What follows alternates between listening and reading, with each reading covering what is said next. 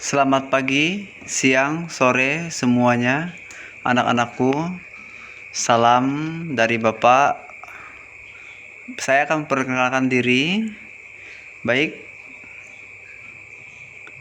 nama saya adalah Aripanto, sarjana sastra, dan saya lahir di Sebatih tanggal 7 April 1988 atau 32 tahun yang lalu. Saya tinggal di komplek SMK Cahaya Harapan, Jalan Trikora nomor 7. Dan saya adalah lulusan Sekolah Tinggi Bahasa Asing Saraswati Denpasar, Bali. Saya mengajar di kelas 10 TKJ, yaitu Komputer dan Jaringan Dasar. Baik, apakah itu KJD, Komputer dan Jaringan Dasar? Kita lihat komputer dulu ya. Komputer adalah alat yang dipakai untuk mengolah data menurut prosedur yang telah dirumuskan.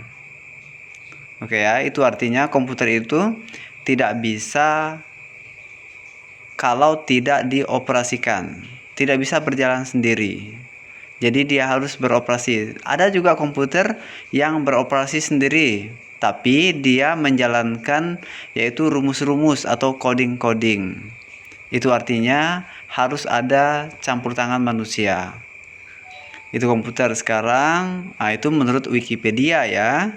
Juga masih menurut Wikipedia, jaringan dasar komputer dapat diartikan sekumpulan komputer yang berkomunikasi dengan komputer lainnya menggunakan jaringan secara bersamaan.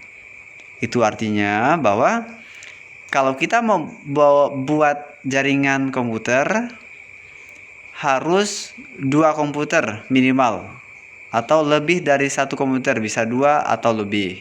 Jadi tidak bisa 1 kalau jaringan komputer. Kalau 1 buah komputer bukan disebut jaringan komputer. Selanjutnya, pada pelajaran kita pertama adalah menerapkan K3LH, disesuaikan dengan lingkungan kerja, dan melaksanakan K3LH di lingkungan kerja. Nanti kalian diharapkan bisa menjelaskan apa itu K3LH, menentukan prosedurnya, mengikuti prosedurnya, dan mengimplementasikan K3LH itu sendiri. Jadi pokok bahasan pertama kita adalah tentang K3LH ya. Dan apa tuh kepanjangan dari K3LH, Pak? Yang pertama, K1 adalah kesehatan. K kedua adalah safety first, yaitu keselamatan. Yang pertama adalah kesehatan, kedua keselamatan, K yang ketiga adalah keamanan. Dan LH-nya adalah lingkungan hidup. Jadi K3LH, kesehatan, keselamatan, keamanan, dan lingkungan hidup. Apa itu K3LH? K3LH adalah upaya untuk melindungi karyawan melindungi karyawan atau tenaga kerja agar selalu dalam keadaan sehat, selamat, dan nyaman selama bekerja di tempat kerja. Terus ngapain sih saya tahu K3LH? Apa tuh manfaat K3LH? Banyak ya. Yang pertama, mencegah ada atau terkena penyakit di tempat kerja. Yang kedua, mencegah terjadinya kecelakaan. Yang ketiga, mencegah terjadinya kematian di tempat kerja. Kita tahu bahwa banyak orang yang sampai meninggal loh kalau misalnya dia tidak menerapkan K3LH. Apalagi sakit atau cacat ya. Yang keempat, yaitu mengurangi dan mencegah terjadinya cacat tetap atau permanen. Cacat tetap itu maksudnya adalah cacat seperti puntung, kakinya misalnya putus, tangannya putus, atau terjadi robekan di bagian-bagian tertentu, itu menjadi cacat tetap ya, mengakibatkan orang tidak bisa berjalan dan lain sebagainya ya. Yang kelima, manfaatnya mencegah pemborosan tenaga kerja, alat, modal maupun sumber-sumber produksi. Yang keenam, mengamankan material konstruksi pemakaian kerja. Ketujuh, meningkatkan konsiditas kerja tanpa adanya pemerasan tenaga kerja dan menjamin kehidupan yang lebih produktif. Lebih produktif ini maksudnya gini. Kalau kalian pergi melihat di perusahaan-perusahaan sawit, waktu mereka menyemprot atau menggunakan pestisida, pasti mereka yang pekerja-pekerjanya itu diberi perlengkapan, dan setelah kerja biasanya mereka diberi susu. Kenapa? Supaya mereka tidak sakit. Kalau mereka sakit, maka tidak produktif. Makanya menerapkan K3LH ini penting. Itu contoh kecil aja ya.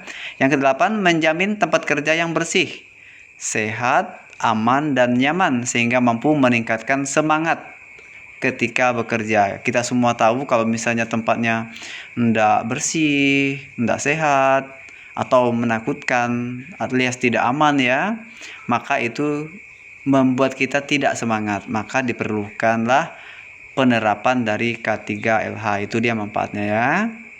Selanjutnya adalah, apa sih ciri-ciri orang atau perusahaan yang melaksanakan K3LH? Yang pertama, perusahaan pasti memberi alat pelindung diri atau APD seperti seragam dan sepatu keselamatan dan lain-lain ya. Itu ada kacamata, ada masker, ada sarung tangan, ada sepatu, ada helm, ada pelindung telinga, ada rompi safety ya. Itu pasti ada fungsinya masing-masing. Selanjutnya yang kedua, menerapkan K3 dalam prosedur dan sistem kerja. Apa itu maksudnya menerapkan prosedur dan sistem kerja? Kalian pasti tahu. Waktu kalian pergi ke perusahaan-perusahaan atau sempat melihat perusahaan-perusahaan, ada namanya pagi-pagi itu morning talk atau safety talk ya, atau briefing. Nah, disitulah mereka saling mengingatkan atau atasan biasa mengingatkan untuk menerapkan K3LH ini.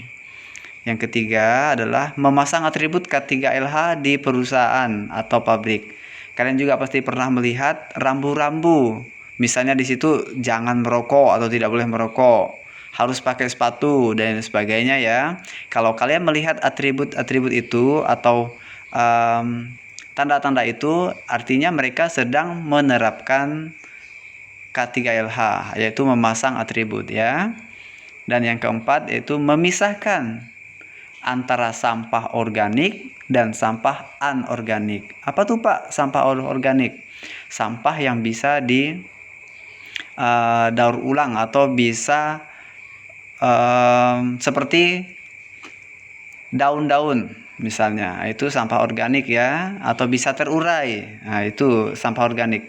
Sedangkan sampah anorganik adalah sampah yang tidak bisa terurai. Contoh apa Pak? Yaitu botol plastik contohnya ya, harus dipisahkan karena penanganannya beda. Selanjutnya adalah syarat-syarat K3LH. Ini berdasarkan Undang-Undang Nomor 1 Tahun 1970 ya, tentang keselamatan kerja. Jadi ada banyak tuh, ada 18. Wih, banyak. Silakan dibaca ya. Banyak itu ya, 1 sampai 18. Mencegah dan mengurangi kecelakaan kerja itu pasti ya. Dari 1 sampai 18 ini saya yakin dengan membacanya kalian sudah mengerti ya. Kalaupun ada pertanyaan nanti silahkan ditanyakan. Oke, sampai di sini selesai. Terima kasih. Saya akan memberikan kalian tugas. Tugasnya akan muncul nanti di deskripsi video YouTube saya ini dan ada di bawah.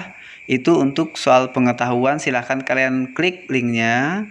Dan kemudian ada 2 tugas kalian, yaitu yang kedua adalah kalian foto diri kalian atau orang lain yang sedang menggunakan alat pelindung diri. Nah, alat pelindung diri tadi itu banyak ya.